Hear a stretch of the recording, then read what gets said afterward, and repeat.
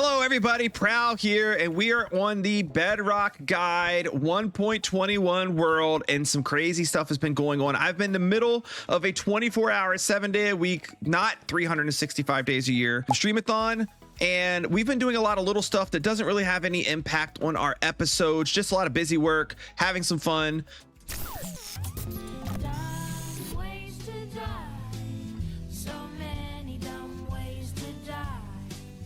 Today, we are going to the Nether to actually explore and get a lot of cool stuff. If you are afraid of the Nether, if you've died in the Nether before and don't really like going there, if you think there's nothing for you in the Nether, I'm going to show you all of the amazing things in the Nether. What is there to see? What is there to get? Why do you need to go?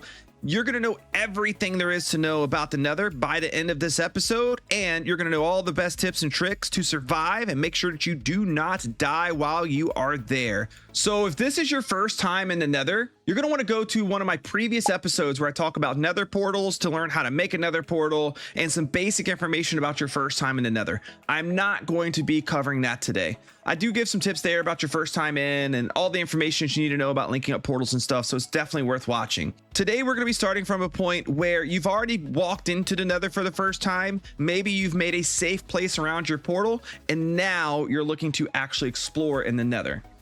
First thing I want to cover is some things that you need to bring with you. And I have these things in my inventory. First of all, if you're playing at a time where you have bundles available, we have bundles enabled through experimental mode. Check out my video on that. You're going to want to put a few things in a bundle to save inventory space. We're going to put obsidian and an ender pearl in a bundle so we can make an ender chest. That's going to be important. We're going to put a few blocks of gold in the bundle. You can put more if you want to, and a crafting table and a lead. These things are going to be in our bundle. We're going to be going in with mostly protection 4 gear. If you've already set up enchanting, protection 4 is really going to do a good job at saving you from potentially dying from mobs. But we are going to put a piece of fire protection gear on. That way, if we accidentally do a little bit of swimming in lava, we have plenty of time to get out. I'm going to do 1 piece of fire protection gear, but I do recommend 2 pieces of fire protection gear if you're accident prone. The trade-off is the more fire protection gear you have on, the more damage you're going to take from stuff that's not fire. So if you run across some piglins that chase you or hoglins or something like that, you're going to take a lot more damage. So you have to find the right balancing point for you, or bring multiple types of gear in, but then you do run the risk of losing that gear if you die in lava or something like that. So that's a decision that you're going to have to make for yourself. I'm going to run 1 piece of fire protection gear and 3 pieces of protection gear here. And I would never worry about running more than 2 pieces of fire protection gear. I tested it. It's not worth it past 2 pieces of gear. A couple of other things. I recommend bringing a couple stacks or more of blocks that don't belong in the Nether. You can place these blocks down as kind of a breadcrumb trail to find your way back home. Maybe like a stack of birch logs, because you can break this down into planks and it saves you a little bit of space. They can get caught on fire by like a ghast or fire nearby, so they can burn up. I'm just going to bring the couple stacks of cobblestone, and you can always use coordinates to find your way home as well. That's what we're going to do here. Last but not least, we're going to bring a fishing rod for a very important purpose you'll see later. I would recommend bringing one of those, and I'm going to bring a bucket of water and a bed because I got to show you guys something. You're not going to actually want to bring these into the Nether. Other than that, I have all of my standard stuff. I am going in with the full knowledge of knowing that I could die and I could lose all of this. So if you're going to go exploring in the Nether, my last piece of advice for you is have a way to easily replace your gear if the worst happens. We have a big trading hall set up over here, and I have librarians that can get me all of the enchantments I need. I can somewhat easily replace all of my gear. If you can't, be extra careful, because the game gets so much harder when you lose all your gear and you don't have an easy way to replace it. Let's go to my Nether portal and let's hop in. Now you may ask, Proud, what is this good stuff that you say I need to get from the Nether? Why do I really need to go there? I'm too scared to die. We're going to cover it all, but things like quartz for redstone, nether wart and blaze rods for brewing, wither skeleton skulls to be able to eventually get yourself a beacon. And there's like a ton of amazing building blocks in here. There's so much really good stuff in the Nether. 100%. every Minecraft player really needs to go to the Nether because there's something for everybody here. The farm builder, the redstone user, the aesthetic build maker, the adventurer. So anyways, let's go in and let's get started on how you can safely explore.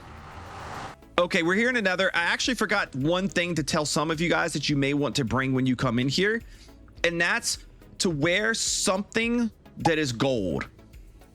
Piglins will attack you, but if you're wearing something gold, they'll leave you alone. So while a lot of players like to wear something gold, I personally prefer to keep all of my protection for diamond gear on. That way, if I get attacked by a hoglin or a ghast, I'm better protected because gold armor is not very strong. So it's up to you which route you go. I'm going to go the route of just having better gear so I hopefully don't die versus trying to keep the piglins from attacking me. But that one's totally up to you guys. All right, so the two things I told you don't bother bringing to the Nether. One was a water bucket, because if you try to place down water, it's gone. That's trash. It's useless to me. Number two, a bed. I'm going to regret this, aren't I?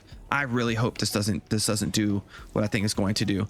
If you try to sleep in your bed from a really far distance like this, it's going to explode. Woo, okay.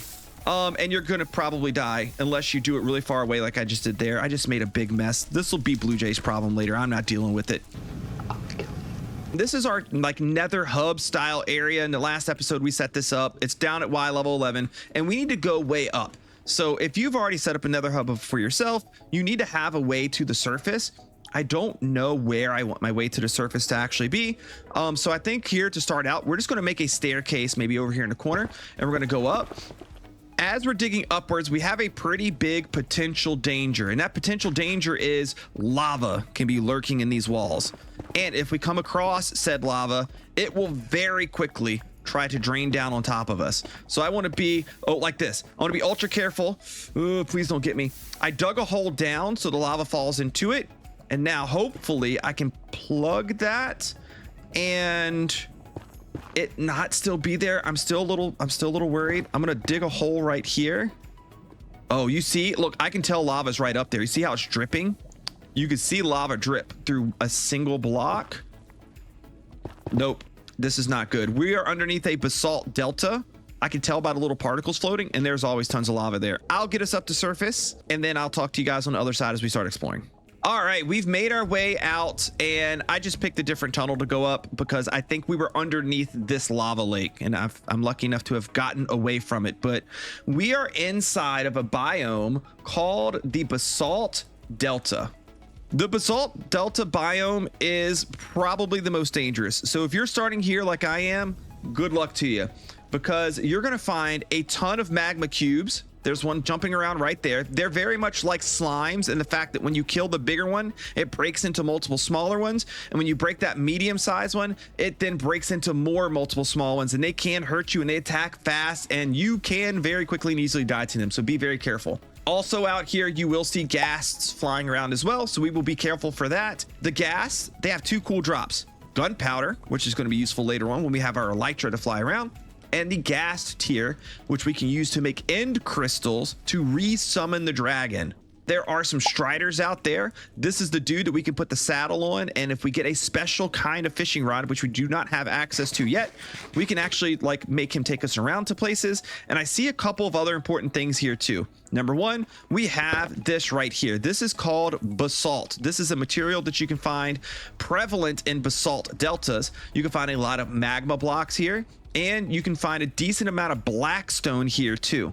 So if you're looking to mine up any of those things, this would be the dangerous biome to do it in. I also see something out here in the distance that is of note, and that is a nether fortress. Now, I share this world with Blue Jay, so odds are this nether fortress has already been explored. And we're going to go over nether fortresses and bastions, the other structures you can find out here, in detail in a future episode, so I can give you all the tips and tricks. But here's what you can find inside of a nether fortress. Wither skeletons. You can find blaze, and there are blaze spawners there, so you can farm blaze if you want to. And you can find skeletons and zombified piglins inside of nether fortresses.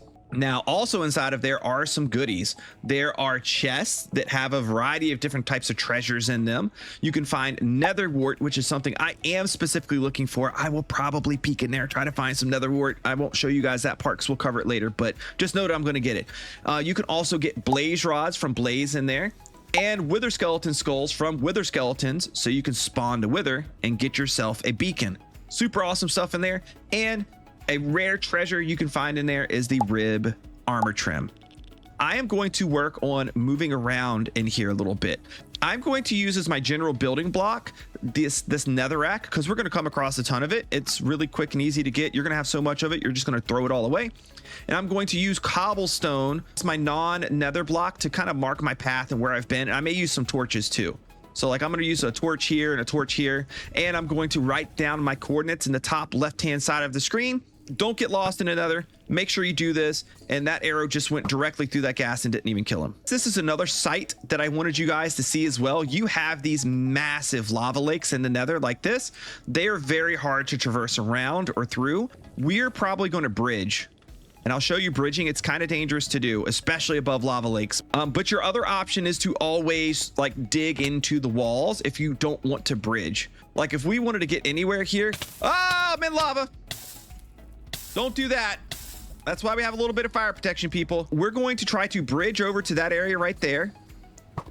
Hopefully not anger Mr. Ghast here. Hopefully not get beat up by magma cubes. And I'm going to make my way over there. I could take the safe route and use cobblestone if I wanted to. Cobblestone cannot be exploded by gas.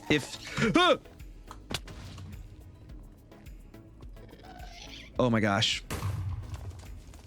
Speaking of which, man, those guys are terrible. They shoot fireballs at you that explode.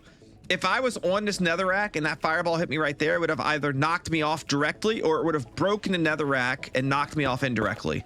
And I'm above lava, so I can fall in that lava. I have my fire protection gear on, so I do have time to get out of it, but that doesn't make it any less scary.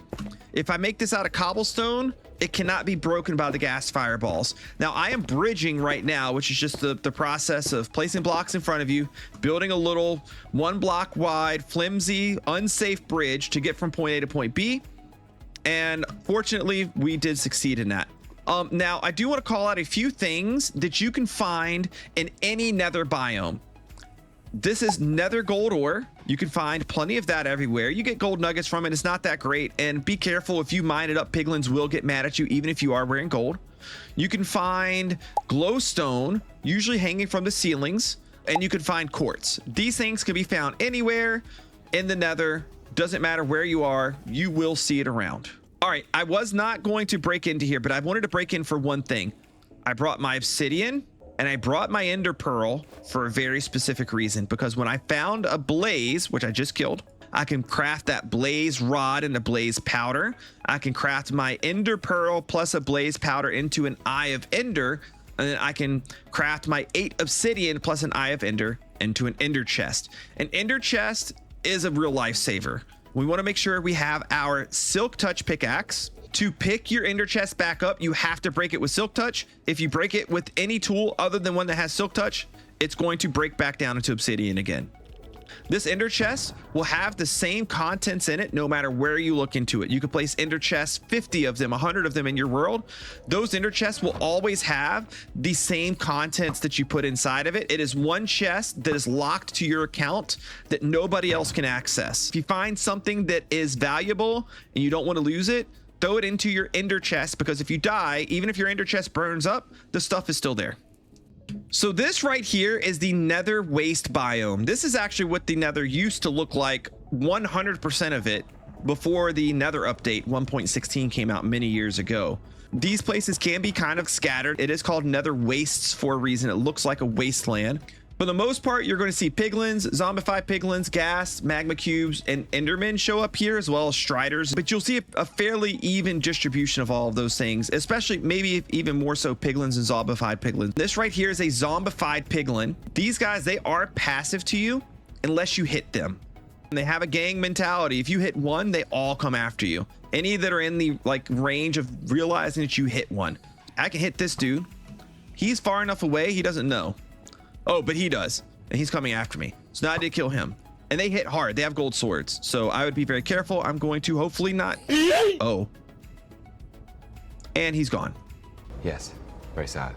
Anyway, it's really good idea to get quartz as you travel around, but if you're really traveling far, you're going to get so much quartz, it's going to fill your whole inventory. So you may want to hold off on that. Here's the glowstone we were talking about. If you break this with silk touch, you get the block. If you don't, you get glowstone dust, which you can use to craft the glowstone, but you will not get enough glowstone dust on average to craft a new glowstone block for every single one of these that you break. So keep that in mind. We're going to keep traveling as we go through and find all of the biomes. So I'm using the advice I gave you guys earlier, which is if you can't find a good way to travel around, sometimes just digging through the walls is a good way to get around. But there's one thing you need to be careful of. Hopefully it doesn't happen to me here. But sometimes when you're digging, you will dig out to a drop. So don't dig too fast, because if you do, this drop's not bad. Like, this is fine. I'm okay. But you could come down to, oh, hello. You could come out to a drop that drops you 100 blocks and just insta kills you, or drop you down into a huge lava lake and you have no chance of getting out. There's a lot of bad things that can happen, so just be careful when you use the dig method to get around. This right here that we've come across, this is the Crimson Forest, and in the Crimson Forest only 2 mobs will spawn: the piglins and the hoglins. They are arch enemies. They do like to try to fight each other. These are the guys that if you have gold on, they will not attack you. We don't have gold on, so they will attack us. I'm going to drop down to this and kill them from above, especially the crossbow dudes, because they can shoot me. The sword guys, they aren't too much of a danger to me from all the way up here. And in this Crimson biome, you can find a lot of really, really cool things. First of all, there's ghast. I hate them. They don't spawn in this biome, but they will wander in. Second of all, there's this stuff right here. This is the nether wart block. Pretty nice. No, you cannot craft it down into nether wart, but it looks kind of cool. And this right here is the crimson stem. This is a wood type that you can find in the nether. As you can see, it is a reddish color. It is pretty nice, has a unique sound to it. And if you have fire spread turned on in your world, it has a really cool property, which is it cannot catch on fire. You don't have to worry about it. Fire will not affect crimson stems or warped stems. There's also a variety of vegetation. This is like the netherrack that we've been messing with before that's been infected by the crimson. It's called crimson nylium, if I remember correctly. And you have a couple of other things here that are really important and really nice to know about too. Shroom lights, one of the best looking lights in the game. I love them. You only find them in crimson and warped trees. They do generate though. If we take this guy right here, if we take this crimson fungus, you can put it down on the crimson nylium. You can bone meal it and you can grow yourself your very own crimson tree, at which point you can get the mushrooms and the wood and all that kind of stuff even in the overworld.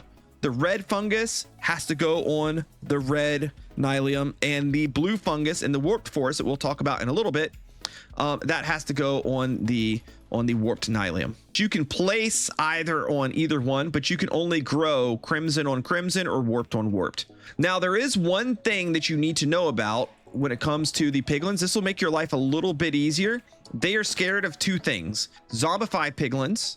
They'll avoid them, but they're really scared of soul torches. To craft the soul torch, it is stick, soul soil, or soul sand, and coal or charcoal. So if you set one down, they'll come nowhere near it. On the other hand, if we can find a hoglin here, the hoglin is scared of that right there. That is warped fungus. We're definitely going to grab some of this because we do want some back in the overworld at some point. And if a hoglin comes close to us, if we can find one, I promise you they do exist, we can place that down and he'll stay away from us. I've actually spotted something. I've spotted 2 things. The warped forest is here. We'll talk about that in a second. But I also saw a hoglin in it. Now, the hoglins only spawn in the crimson forest, so he's just wandered over there on his own. They are aggressive. They will attack you. You can get pork from them though. They do turn into pork chops, I promise you. I will show you by knocking him into the lava, he's gone. But he did turn into pork chops. They do hit kind of hard, so be careful. This is the warped forest. Pretty much everything I said about the crimson forest applies to the warped forest except for a couple things. The only mob that spawns in the warped forest is the Enderman. It's considered the peaceful zone in the Nether. Peaceful as long as you don't look the Enderman in the eye, because we all know if you look at Enderman in the eye, he's going to attack you, he's going to kill you. But you do get these warped stems and all of the different warped blocked variants of the crimson stuff that we already talked about. They have all the same blocks in their respective colors. But here's one thing I almost forgot to cover. We brought the fishing rod and we brought it for a reason, because when you get warped fungus, not the crimson fungus, just the warped fungus, you can put the warped fungus on a stick like this. I have a warped fungus fishing rod now. And what does said fishing rod do for me? Well, it attracts these guys. Mr. Strider here can walk on lava. And I put a saddle on him. Now we can hop on, pull out our warped fungus on a stick, and he will now travel around and go whichever direction we point in. But not only that, I can click my mouse button here and that will make him sprint. He will run really fast now whenever I want him to. So we can very quickly and easily get around the lava lakes. These lava lakes, they go on for a long ways sometimes. This is one of the safest ways to travel. And the only real thing you have to look out for when you're doing this is for gas to see you, shoot you, and blow you up. But if you keep moving, you should be safe from that. And I knew from a distance we were coming up to the biome that we need, because I saw the soul fire. And also there's skeletons that are going to try to kill me as I approach. So I'm going to kill them, because these guys are one of the things that will spawn here. And if they hit my Strider, I may very well be dead. Now, when we're done with Mr. Strider, this is what we do. I literally just found an ancient debris in the most random spot that you could possibly find one. When we're done with Mr. Strider, we're going to dismount. And unfortunately, there's no way to get this saddle off of him. Except death.